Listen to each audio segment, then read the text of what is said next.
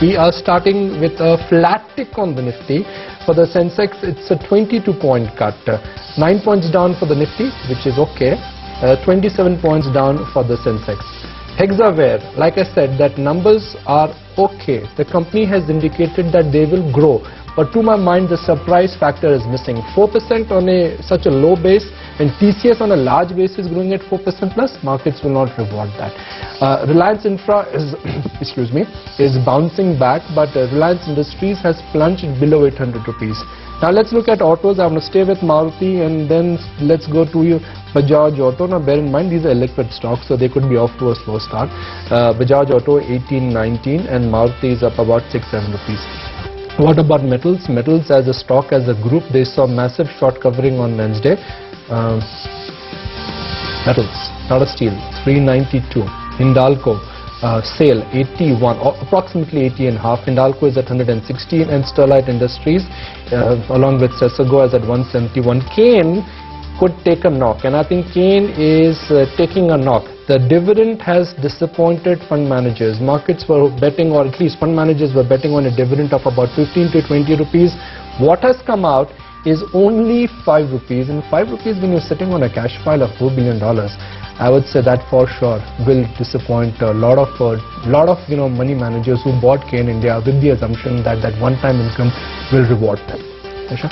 Reliance Industries, that's the one that you would want to watch out for after Arvind Kejriwal hitting out at RIL and questioning Mukesh Ambani's role in influencing the Congress's decisions. Reliance Industries, well, started off weak. Actually, we should bring up the intraday chart for this one, and now it's stabilized around that 798, 800 sort of level. Meantime, Reliance, of course, has reacted to IAC statements as well, saying that the statements made by IAC are devoid of any truth. IDBI Bank, wherein the board has okayed the merger of stockholding corporation with itself. Watch out for that one as well.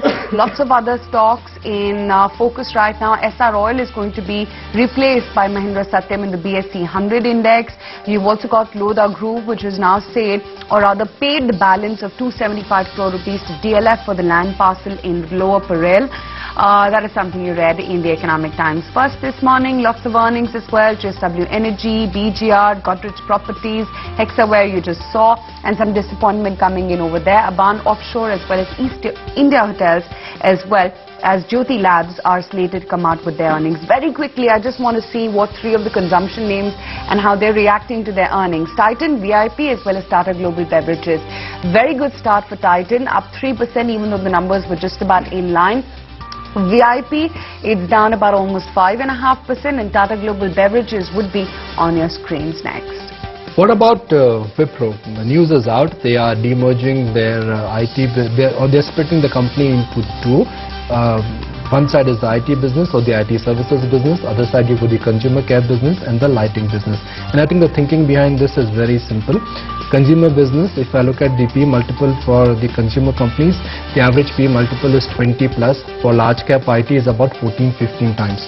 So 5-6 years ago, the consumer business was a drag on the balance sheet of Wipro Limited. But now, because of the consumer business, I think there is some amount of predictability which has come into Wipro's balance sheet. So the management is doing the right thing. If you're a shareholder, you will now benefit because of their strong presence in the lighting market and strong presence in the FMCG market. Wipro also has acquired 2 or 3 large companies in the last 5 years. First was Unza, and then they acquired the Yardley brand. So they are a sizable player in the soap market and in the consumer market.